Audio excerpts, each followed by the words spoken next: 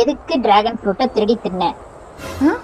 என்ன பார்த்தா பழம் திருடி தின்ற மாதிரியா இருக்கு? இங்க இத்தனை பேர் இருக்காங்க, என்ன சந்தேகப்படுறீங்க? நான் எவ்வளவு பெரிய பணக்கார வீட்டு பொண்ணு தெரியுமா? எல்லாம் என் நேரம் இங்க வந்து மாட்டிக்கிட்டேன். எங்க ஊர்ல 100 ஏக்கர்ல நிலம், 32 பன்னி, 4 கோழின்னு இருக்கும். என்ன சந்தேகப்படுறாங்கடி?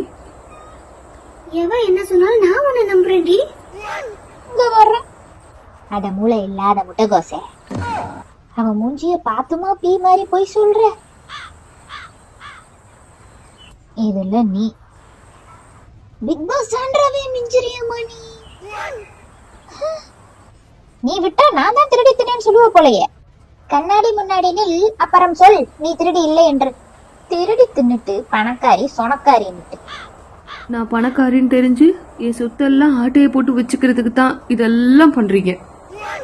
இந்த மாதிரி பணக்காரிக்கெல்லாம் அந்த நிலைமை வரக்கூடாது. கண்ணத்தோட